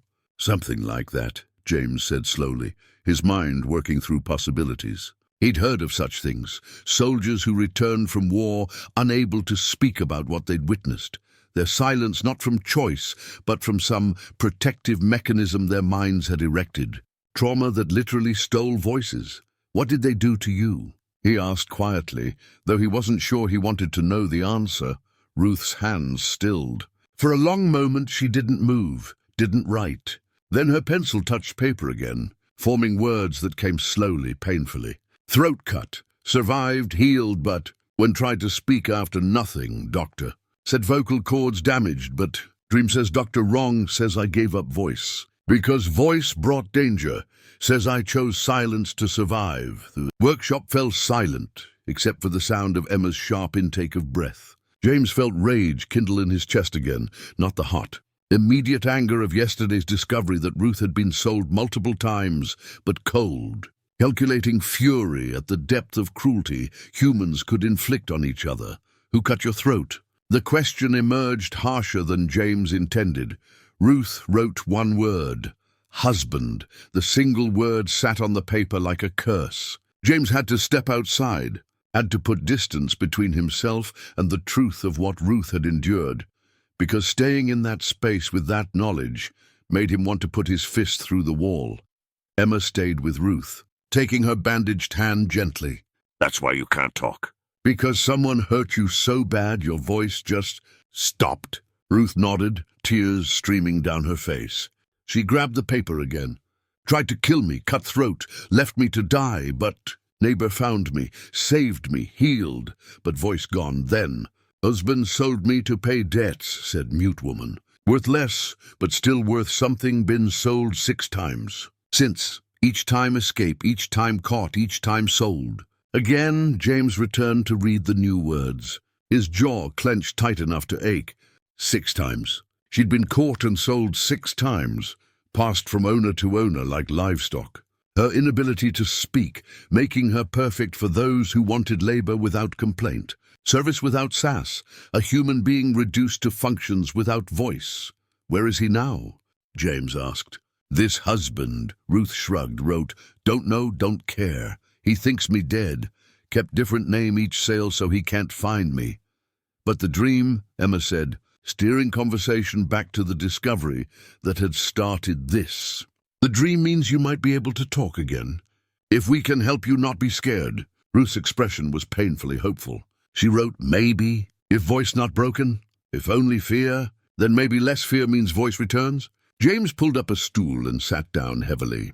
This is beyond my knowledge, but there's a doctor in Knoxville, trained in the East, who deals with conditions of the mind as well as the body, and named Dr. Marcus Webb. Ruth's reaction was immediate and violent. She stood so fast her stool toppled, backing away until her spine hit the workshop wall. Shaking her head frantically, her eyes wild with terror. All right. No doctor, James said quickly, raising his hands in a gesture of peace. No doctor. Forget I mentioned it, but Ruth was writing again, her handwriting nearly illegible in her panic. No doctors. Doctors sell information. Doctors tell where to find. Doctors can't be trusted. She was right to be cautious. James knew that country doctors supplemented income however they could, and information about an escaped woman with a substantial monetary value would tempt even honest men. Taking Ruth to a doctor would be painting a target on her back. Then we figure this out ourselves, James said. If your voice is locked behind fear, then maybe reducing fear is the path forward. You're safe here, Ruth, truly safe. Maybe with time, with consistency, with proof that nothing bad happens when you're comfortable. Maybe your mind will let go of the silence it's using as protection. Ruth slid down the wall until she was sitting on the floor, her knees drawn to her chest. She looked small, broken, nothing like the competent woman who'd worked beside James for 2 weeks. Emma sat down beside her without hesitation, leaning against her shoulder in silent solidarity. What did you dream about? Emma asked. When you could talk. Ruth wiped her eyes and reached for the paper Emma held out. She wrote, singing, I was singing. Old song my mother taught me about birds and morning. Felt so real. Woke up trying to sing. Nothing came out, but for moment in dream. Was whole again. Then maybe that's how we start, James said thoughtfully. Not with talking, but with singing. Music comes from a different place than speech. Maybe your mind would let music through even if it blocks words. Ruth looked skeptical, but Emma's face lit up. Yes, Mama used to sing all the time. She said singing was like praying but happier. She taught me songs. I could teach Ruth. Only if Ruth wants to try, James cautioned. This isn't something we can force. Ruth sat motionless for a long time, her arms wrapped around her knees, her expression cycling through doubt and hope and fear. Finally, she reached for the pencil. Try. Scared to try, but more scared to never try. Emma clapped her hands with delight. We'll start with humming. That's easier than words. Just humming along while I sing, no pressure, just sound. What followed was both heartbreaking and beautiful. Emma sang Amazing Grace in her clear, untrained child's voice, while Ruth sat beside her, mouth closed, throat working with effort but producing no sound. Tears ran down Ruth's face as she tried and failed, her body straining toward something it couldn't achieve. After the third attempt, Ruth buried her face in her hands, shoulders shaking with silent sobs. Emma wrapped her arms around her, and James felt his own eyes burn. This was cruelty of a different kind, to know a capacity existed but remain unable to access it. To be trapped inside silence, not by physical damage, but by psychological wound so deep it had altered basic function. That's enough for today, James said gently. This isn't something we solve in a morning. It took years to build these walls. It'll take time to dismantle them, but Ruth was writing again, her handwriting fierce despite the tears. No, keep trying, everyday try, voice is mine, was stolen, want it back, we'll fight for it. The determination in those words rekindled something in James's chest. This was the person Ruth had been before trauma reshaped her, a fighter, someone who didn't accept loss without resistance. That person still existed beneath the silence and fear, still fighting for emergence. Every day then, James agreed, but gently. We push the boundaries without breaking them further. And Ruth, you need to know something. Whether your voice returns or not, whether you speak again or remain silent for life, your worth doesn't change. You're not less human because you can't talk. You're not less valuable because your voice was taken. You understand that, don't you? Ruth's eyes met his, and in them James saw the answer. No, she didn't believe that, not yet. She'd been taught through repeated sale and brutality that her silence made her defective, that her inability to speak diminished her value as a human being. Knowing intellectually that worth didn't depend on voice was different from believing it in the wounded places where trauma lived. That belief would take time. Everything would take time. The rest of the day passed quietly. Ruth returned to work with an intensity that suggested she was trying to outrun thoughts, to bury realization in physical labor. James let her, understanding that sometimes the only way through difficult truth was to build something with your hands, while your mind processed what it couldn't yet accept. Emma stayed close, providing running commentary about everything and nothing. Button's preferences in mice, the clouds that looked like animals. Stories about her mother that she'd never forget, even if details blurred with time. That evening, after Emma had gone to bed and Ruth had retreated to the workshop, James sat on the porch with his pipe, watching smoke curl into the cold night air. The clearing was peaceful, but his mind churned with complications. Ruth had been someone's wife, someone's property. Someone had loved her enough to marry her and then tried to murder her, when that love curdled into whatever darkness produced such violence. She'd survived an unsurvivable wound, lost her voice, and been sold like livestock 6 times over, and now she was here, in his workshop, sleeping behind a bolted door, trying to reclaim pieces of herself that had been systematically destroyed. James didn't know if he was equipped for this. Didn't know if kindness and shelter were enough to heal wounds that deep. But he'd bought her for $5, had brought her home, had made promises. And James Whitmore didn't break promises, especially not to people who'd been broken by everyone else who'd ever made them. Inside the workshop, Ruth lay on her cot, eyes open, staring at shadows cast by the stove's dying fire. She mouthed words silently. Her name, Emma's name, James's name. Simple words that should have produced sound but didn't. Her hand rested on her throat, feeling the vibration of breath but not voice, the cruel reminder that something fundamental had been stolen, but she'd dreamed of singing. That meant something. That meant the voice wasn't gone, just locked away. And locks could be opened, given the right key, given enough time and safety and reason to believe that using your voice wouldn't summon violence. She thought about the child who hugged her without hesitation, who taught songs with patient kindness. She thought about the carpenter who worked beside her without expectation, who promised protection and then demonstrated it through actions. She thought about the cabin with unlocked doors, about meals shared at a family table, about bandages changed gently and wounds treated with care. This could be temporary. Every safe place had proven temporary before, but even temporary deserved fighting for. Even brief respite from horror was worth protecting. Ruth closed her eyes and tried again. Just sound, any sound, the smallest vibration of vocal cords. Nothing came, but in her mind, she heard herself singing the song from her dream, heard the voice she'd lost, and held that ghost of sound like a promise. Tomorrow, she'd try again, and the day after, and the day after that, for however long it took. Outside, frost began to form on the clearing grass. Winter was coming, bringing cold that would lock the mountain in for months. But inside the workshop and the cabin, fires burned warm, and 3 people who'd found each other through accident and compassion settled into the complicated work of healing. It wouldn't be easy, it wouldn't be quick, but perhaps, given time, given consistency, given proof that safety could last longer than fear, perhaps broken things could be made whole again. Perhaps voices stolen could be reclaimed. Perhaps home was something you built one careful day at a time. with patience and hope and the stubborn refusal to let cruelty have the final word. Winter settled over the Tennessee mountains with the weight of inevitability. Snow came in early December, blanketing the clearing in white silence that transformed the world into something pristine and temporary. James kept the fires burning constant, the woodshed well stocked, the animals protected from cold that could kill as efficiently as any predator. Ruth had been with them for 6 weeks. In that time, small miracles had occurred.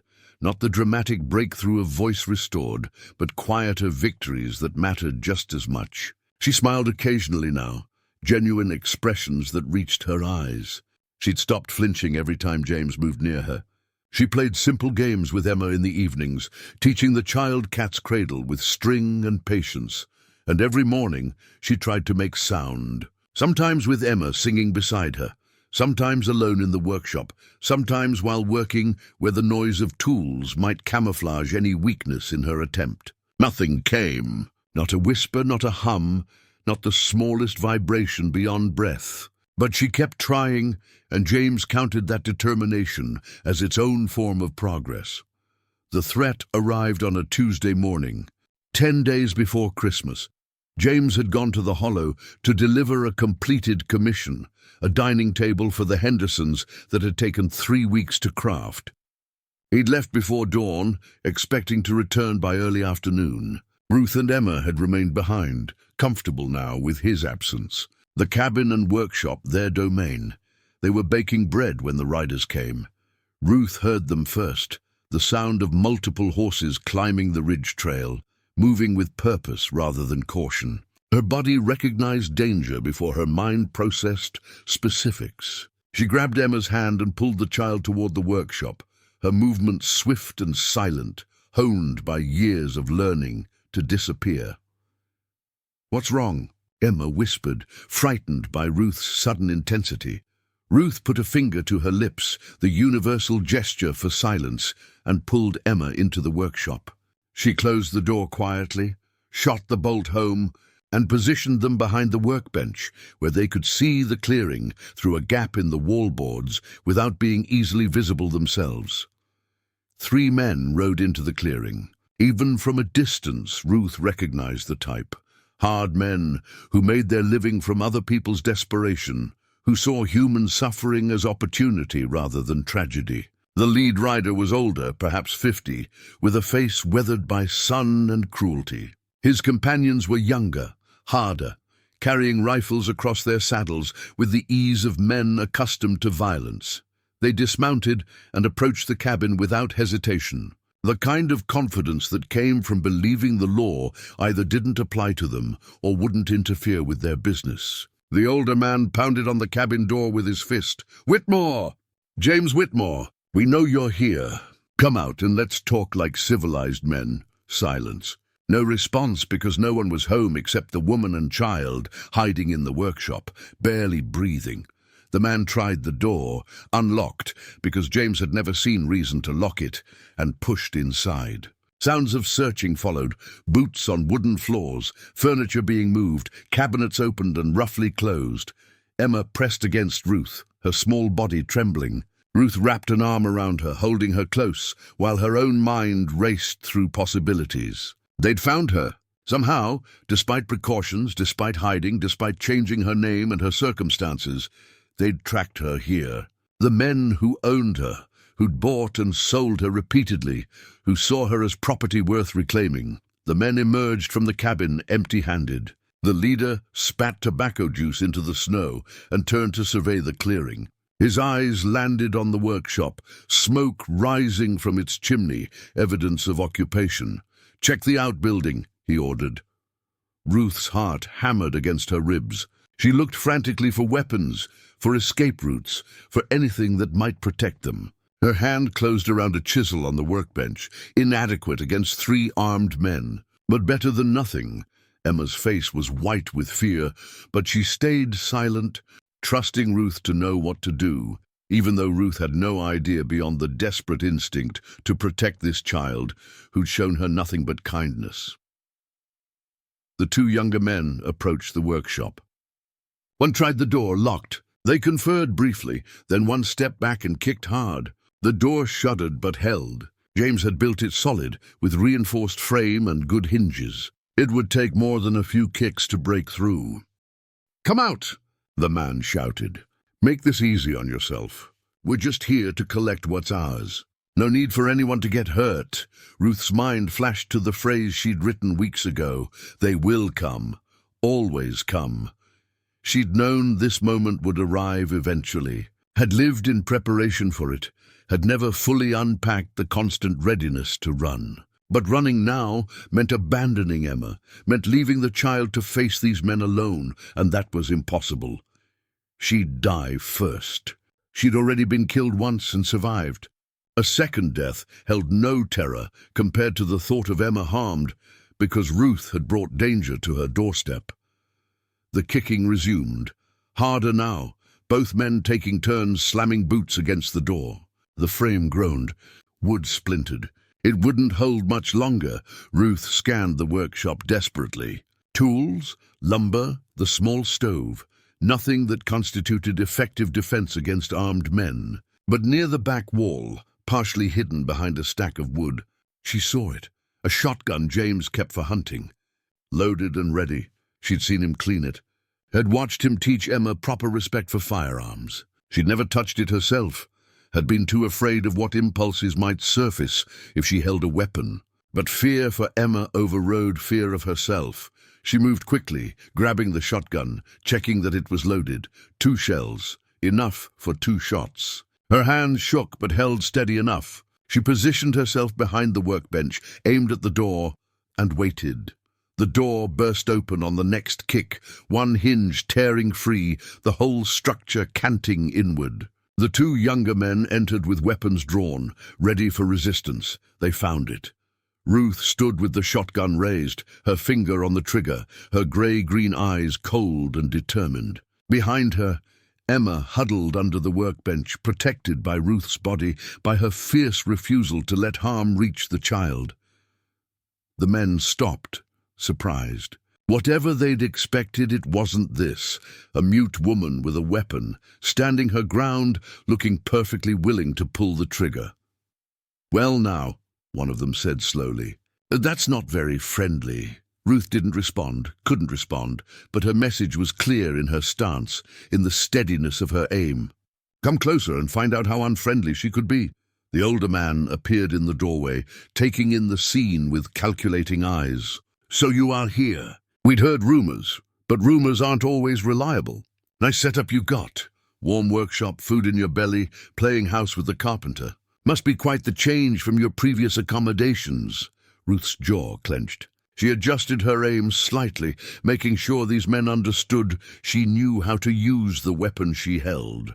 "Here's the situation," the older man continued, his tone conversational, as though discussing weather rather than human trafficking.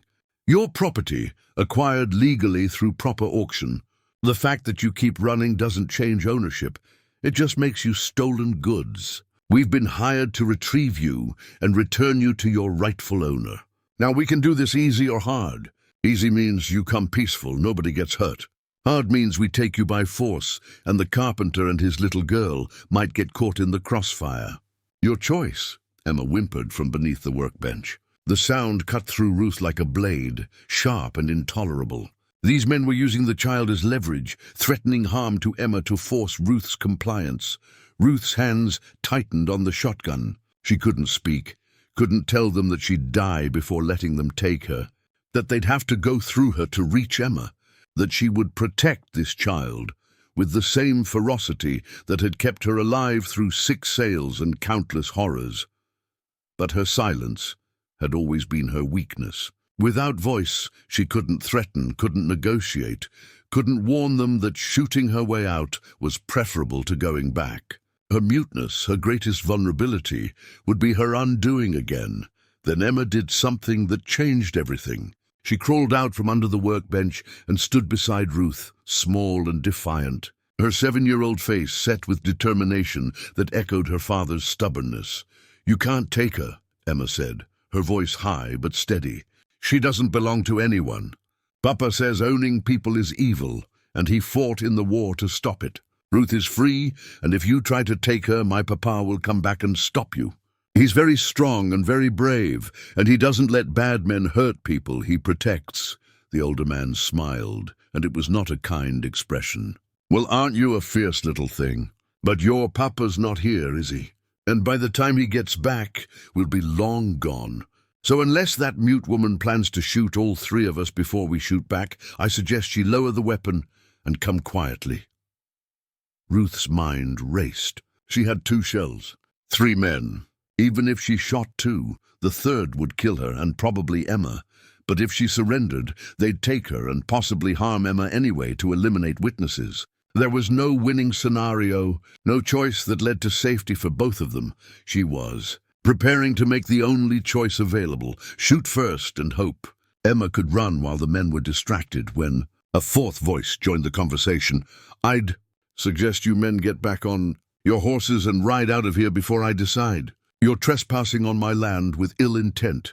James stood in the clearing behind the men, his hunting rifle raised and aimed, his face carved from stone, his voice carrying the quiet certainty of someone who'd killed before and would do so again if necessary.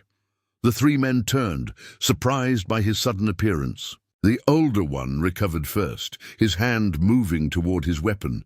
"I wouldn't," James said calmly. "I can drop 2 of you before the 3rd gets a shot off, and that woman in my workshop knows how to use a shotgun. 3 against 2 seems like poor odds for you. This doesn't concern you, Whitmore. We're just collecting property that was stolen.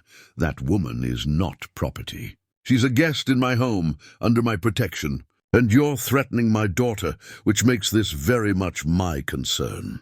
So here's how this ends. You leave now peacefully or you don't leave at all. Your choice, but choose fast, because my patience is thin." The standoff stretched, tension thick enough to choke on. Ruth kept the shotgun trained on the men near the workshop. James held his rifle steady, not wavering, not blinking. Emma stood frozen beside Ruth, barely breathing. The older man calculated odds, weighed outcomes, and apparently decided that whatever they were being paid to retrieve Ruth wasn't worth dying on a mountain ridge in Tennessee. He raised his hands slowly in a gesture of surrender. "Easy, Whitmore. We're just doing a job. No need for bloodshed. Then do a different job. And spread the word. Anyone comes looking for Ruth, anyone threatens her or my family, they'll answer to me. I've got friends in these mountains. Good people who don't take kindly to slavers operating in their territory. You might have the law on your side in some places, but not here. Here, you're just men who prey on the vulnerable, and we don't tolerate that." The 3 men backed toward their horses slowly, weapons holstered, movements careful. They mounted and turned their horses toward the trail. But before riding out, the older man looked back at James with an expression that promised this wasn't finished. "You're making enemies you can't afford, Carpenter. Men who own her have long reach and longer memories." "This isn't over. It is for today," James said. "Now get off my land before I change my mind about letting you leave intact." The riders departed, disappearing down the trail at a pace just short of flight. James waited until the sound of hooves faded completely before lowering his rifle. He turned to the workshop where Ruth still stood with the shotgun, her entire body shaking now that the immediate danger had passed. "You can lower the weapon." "Ruth, they're gone." Ruth's hands wouldn't obey. They gripped the shotgun like it was the only solid thing in a world gone liquid and unstable. Emma gently touched her arm, and only then did Ruth manage to lower the gun, to set it carefully aside before her legs gave out and she collapsed against the workbench. James entered the workshop and immediately went to Emma, checking her over with quick efficiency. "Did they hurt you?" "Touch you?" "No, Papa, Ruth hit us. She was very brave. She was going to shoot them to protect me." James looked at Ruth, who sat on the floor now, arms wrapped around her knees, rocking slightly in the aftermath of terror and adrenaline. He knelt beside her and spoke quietly. "You did good. You protected Emma when I couldn't. That took courage most people don't possess." Ruth looked at him with eyes that held too much: gratitude, shame, fear, guilt. She reached for paper and pencil, her handwriting nearly illegible. "Brought danger, should leave, keep you safe." "No," James said firmly. "You're not leaving. Those men brought danger, not you. And if they come back, we'll deal with it. Together. But Ruth was shaking her head, writing frantically, "Once stop, we'll keep coming. Value too high, easier if I go. Disappear, protect Emma." Emma threw herself at Ruth, wrapping small arms around her neck. "No, you can't leave. You're part of our family now. Papa, tell her she can't leave." James stood and looked out at the clearing, at the snow disturbed by horses' hooves, at the evidence of how close they'd come to disaster. His mind worked through implications, possibilities, the reality that Ruth was right. They would keep coming, and next time might not end with dialogue and deterrence, but letting Ruth go, sending her back into the world alone and voiceless, condemning her to inevitable recapture and continued brutality. That was unconscionable. That was surrender to evil. And James Whitmore had spent 4 years fighting evil in battlefields soaked with blood. He hadn't survived Gettysburg and Antietam to lose this fight in his own clearing. "You're not leaving," he said again, his voice hard with decision. "We're going to solve this, but not by sacrificing you. There are other ways, legal ways if we can find the right people. And if legal fails, there are ways that exist outside law. I know men, Ruth, men who owe me favors. Men who fought beside me and survived what survival teaches you about protecting what matters. We'll figure this out." Ruth looked at him, wanting to believe, terrified to hope. She'd run so many times, had built her life around running. Standing and fighting was foreign territory. Dangerous in ways running wasn't, but Emma's arms remained around her neck, and James stood with the certainty of someone who'd made a promise and would die before breaking it. And somewhere in Ruth's chest, beneath layers of trauma and fear, something stirred that might have been the beginning of belief. Maybe this time was different. Maybe these people meant what they said. Maybe home wasn't just a place you ran to temporarily before running again. Maybe home was what you fought for. The broken workshop door hung askew, cold air pouring through. James surveyed the damage and sighed. "I'll fix that before nightfall. Can't have you sleeping with an open door. But first, let's get inside. I need coffee strong enough to fuel rage, and we need to plan our next move." They moved to the cabin. James, Emma, and Ruth. 3 people bound together by circumstance and choice, facing threats neither running nor hiding could solve.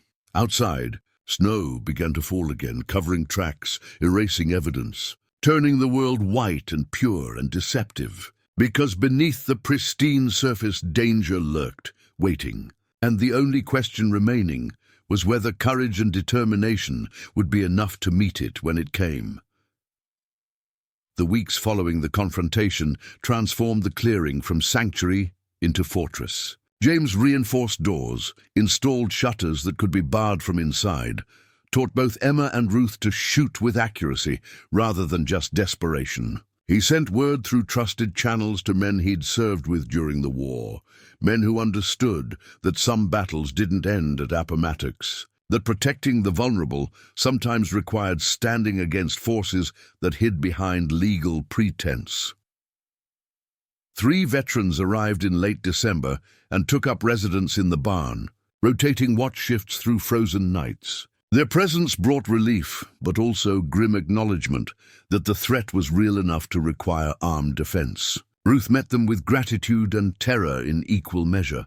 More people meant more protection, but also more witnesses to her voicelessness, more evidence of how broken she'd become. Christmas came quietly. Emma insisted on celebrating despite the tension, decorating the cabin with pine boughs and berries, baking ginger cookies with Ruth's help, singing carols her mother had taught her. James carved a small wooden horse for Emma and a delicate bird for Ruth, a sparrow. He said because sparrows were small but fierce, and they always found their way home. Ruth held the carved bird in her palm and felt something crack in her chest, some protective wall she'd built to survive. These people had given her safety, purpose, family, everything she'd believed impossible. And in return, she'd brought danger to their doorstep, had put a 7-year-old child in the crosshairs of men who trafficked in human misery. The guilt was crushing. The gratitude was equally overwhelming.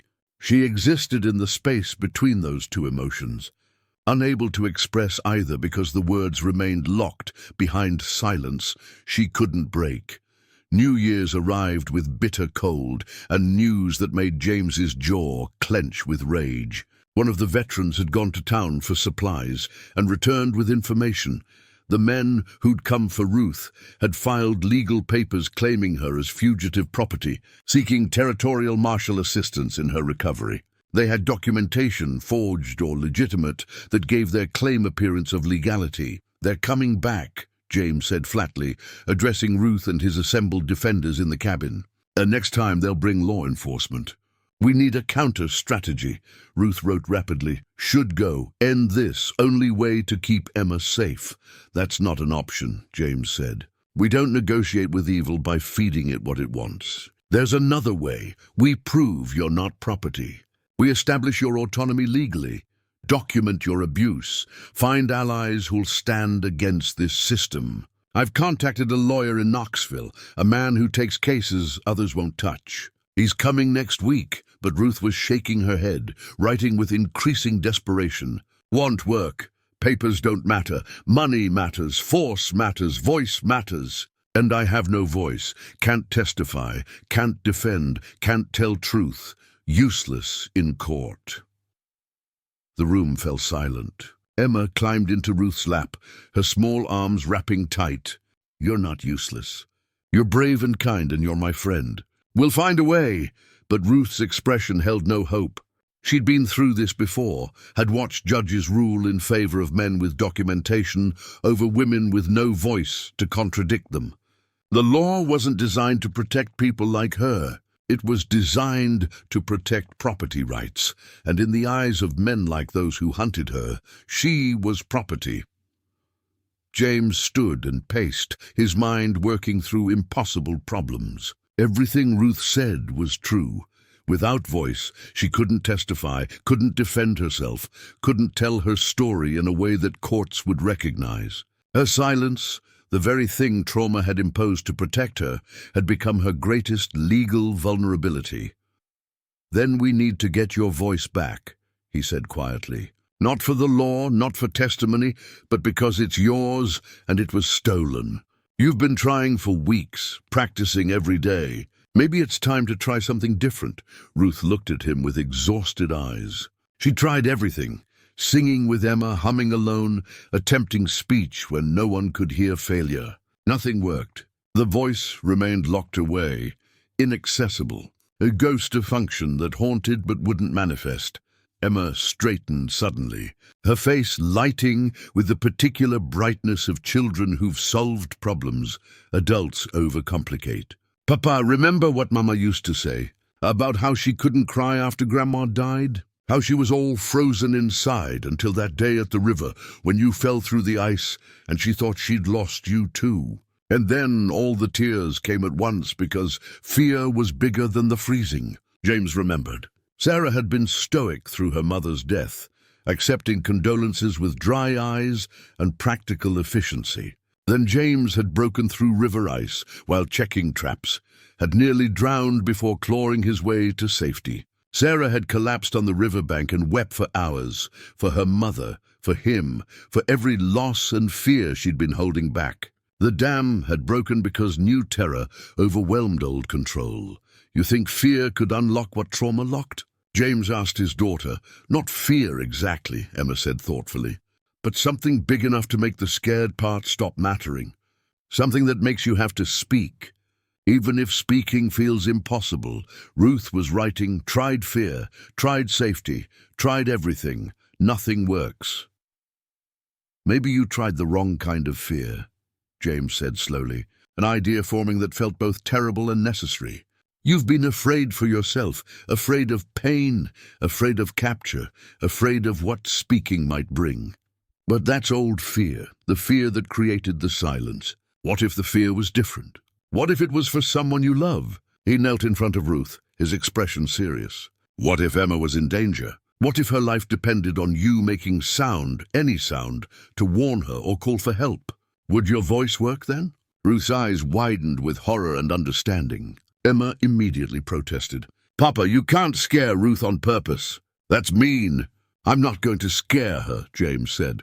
"I'm going to offer her a choice. Ruth, you can say no to this, but hear me out first." He took a breath, organizing thoughts into words that carried weight he hoped wouldn't crush.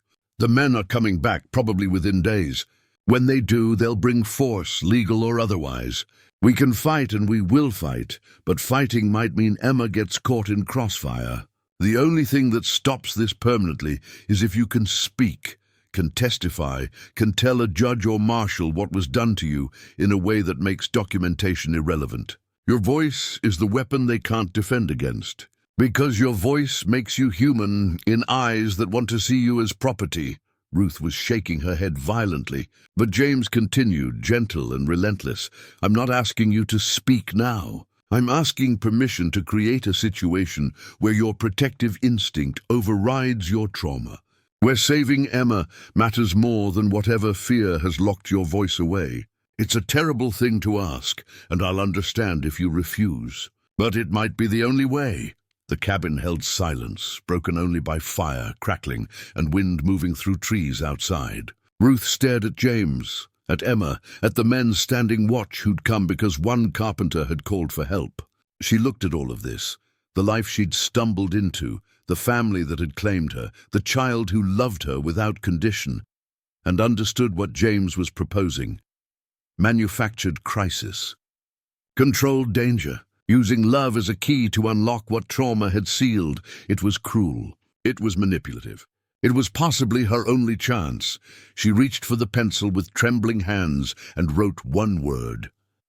How? What James proposed was simple in concept, devastating in execution.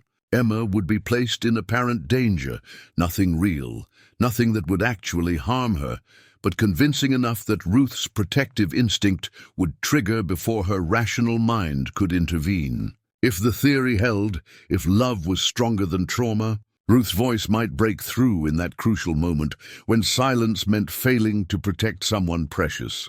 Emma agreed with the stubborn determination she'd inherited from both parents. "If it helps Ruth, I'll do it. I'm brave. Mama always said I was brave." They prepared carefully. James explained the plan to Emma multiple times, ensuring she understood it was theater, that she was safe, that nothing would actually hurt her. He positioned the veterans as hidden observers, ready to intervene if anything went wrong. He rehearsed his own role, creating convincing danger without actual threat. Ruth watched preparations with mounting dread, her hands clenching and unclenching, her breathing shallow. She wanted to stop this, wanted to say that risking Emma psychologically wasn't worth restoring a voice that might never work anyway. But she couldn't say any of that. She could only watch and wait and feel terror build like floodwater behind a dam. They chose late afternoon, when light was failing, but visibility remained adequate. James took Emma into the woods beyond the clearing, Ruth following at a distance that kept them visible but created illusion of separation. The veterans positioned themselves in concealment, weapons ready despite the scripted nature of what followed. James and Emma walked the trail until they reached a place where the ground dropped sharply into a ravine, not deep enough to kill, but convincing enough to threaten. They'd chosen this spot carefully, rehearsed the staging. James began arguing with Emma about something trivial, his voice rising with theatrical anger that felt wrong coming from him. Emma responded with fabricated defiance, playing her role with the commitment of children engaged in pretend. Their voices carried to where Ruth stood watching, her heart hammering, her mind knowing this was performance, but her body responding to the tone, the aggression, the wrongness of James shouting at his daughter. Then James grabbed Emma's arm roughly, not hurting but aggressive, and Emma screamed. The sound was pure terror, perfectly executed, and something in Ruth snapped. She saw James pull Emma toward the ravine edge, saw Emma struggle, saw the distance between where she stood and where Emma needed help. And every instinct, every protective impulse that had kept her alive through hell, screamed that silence was failure, that this child who'd loved her unconditionally was in danger, and making sound was the only way to stop it. No! The word tore from Ruth's throat like something physical being born. raw, damaged, barely recognizable as language, but unmistakably sound, unmistakably voice. Everyone froze. James released Emma immediately, both of them turning to stare. Ruth stood on the trail with one hand pressed to her throat, her eyes wide with shock, her mouth open in the shape of the word she'd just spoken. "Ruth?" Emma whispered. "You talked. You said no?" Ruth's hand trembled against her throat. She tried again, forcing air through vocal cords that felt rusty and unfamiliar. "Emma." The name came out broken, halting but comprehensible. Tears streamed down Ruth's face as she tried again. "Emma, safe." "I'm safe," Emma said, running to Ruth. "We were pretending. We were trying to help you find your voice." "Did it work? Can you talk now?" Ruth opened her mouth, closed it, tried again. Can you talk?" Each word was deliberate, effortful, like learning language new. But they came. After years of silence, after trauma had locked her voice away, words emerged because love had proved stronger than fear. She collapsed to her knees, Emma in her arms, and for the first time since her throat had been cut and she'd woken unable to scream, Ruth spoke. "Thank you. Thank you, Emma, James, thank you." The words were rough, unpracticed, strained by years of disuse. But they were words. They were voice. They were proof that what had been stolen could be reclaimed. James knelt beside them, his own eyes wet. "Your voice never left? It was just waiting for a reason big enough to come back." And Emma was that reason. Ruth looked at him, at this man who'd bought her for $5 and given her everything that mattered. She tried to speak again, to express gratitude too large for words. What emerged was simpler, but perhaps more important. "Home. This is home." "Yes," James said. "This is home. For as long as you want it." The lawyer came 3 days later. Ruth met him with voice intact, still halting and rough but functional. She testified, not in court yet, but in sworn deposition, about her husband's attempt to murder her, about the subsequent sales, about the system that had treated her as commodity rather than human being. The lawyer was a thin man, with fierce eyes, who'd made his career fighting institutional evil. He listened to Ruth's broken-voiced account and nodded grimly. "We can work with this. It won't be easy, but testimony from the victim changes everything. They can claim ownership all they want, but slavery is illegal, and we'll prove that's what this is. Slavery hiding behind contract law." The case took months. The men who'd hunted Ruth returned with a territorial marshal. But this time, they found not a voiceless woman hiding in a workshop, but Ruth Whitmore. She'd taken James's surname through legal adoption, becoming officially his sister in eyes of law, who spoke clearly enough to tell her story, to name her abusers, to transform herself from property into person with history and rights. The judge was old Southern, unlikely to sympathize. But he listened to Ruth's testimony, watched her struggle to form words through damaged vocal cords and psychological trauma. And something in his expression shifted. When he ruled, his voice was hard with disgust. Whatever contracts existed are void. Whatever ownership was claimed is fiction. This woman is free, and has been free since the day slavery was abolished. Anyone attempting to claim otherwise will answer to this court for kidnapping and human trafficking. Case dismissed. The men who'd hunted her left the courthouse in silence, their documentation worthless, their claim demolished by the voice they'd assumed would never speak against them. Spring came to the mountains, bringing warmth and new growth. Ruth worked beside James in the workshop, her voice growing stronger with use, though it never quite lost the roughness trauma had carved into it. She didn't mind. The imperfection was proof of survival, evidence of battles won. Emma grew taller, her questions endless, her capacity for love apparently infinite. She taught Ruth songs and listened to Ruth's stories, haltingly told at first. Then with increasing confidence, about a life before trauma, about parents who'd loved her, about the person she'd been before violence reshaped her. And James built furniture, repaired homes, lived the quiet life of a mountain carpenter who'd once fought in a war and then fought smaller, more personal battles in its aftermath. He watched Ruth teach Emma woodworking, watched them sing together while working, watched a woman reclaim pieces of herself day by careful day. One evening in late spring, they sat on the porch, watching sunset paint the mountains gold and purple. Emma had fallen asleep against Ruth's shoulder, exhausted from a day spent planting the garden. Ruth stroked the child's hair with gentle hands, her expression peaceful in a way that still seemed miraculous. "Do you ever regret it?" Ruth asked James, her voice quiet but clear. "Buying me? Bringing all that trouble to your door?" James considered the question, watching light fade from the sky. "I regret that you suffered. I regret that evil exists and that good people have to fight it. But regret bringing you here? Regret giving Emma someone else to love? Regret watching you reclaim your voice and your life?" "No, that I don't regret," Ruth nodded, satisfied. "I have something to tell you. Something I've been practicing." "Go ahead." She took a breath, gathering courage for words that still felt dangerous despite months of progress. "I love you. Both of you. You gave me life when I thought life was finished. You gave me family when I thought family was impossible. You gave me voice when silence was all I had left. I love you, and I'll spend whatever years I have making sure Emma knows she's cherished, making sure this home stays standing, making sure the kindness you showed a voiceless woman bought for $5 wasn't wasted."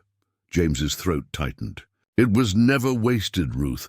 The moment you stepped into this clearing, you became family. And family doesn't require payment or justification. It just requires showing up and staying, which you've done every day since." They sat in comfortable silence as stars began emerging overhead. Inside the cabin, Button meowed for dinner. In the barn, the chickens settled for the night. The clearing held peace, hard-won and precious, the kind that comes only after surviving storms that should have destroyed everything. Ruth had been sold for $5 by men who saw her as property. She'd been voiceless, nameless, lost. But in a clearing on a Tennessee ridge, she'd found a carpenter willing to see her as human, a child willing to love her without condition, and veterans willing to stand between her and those who hunted her. She'd found home. She'd found family.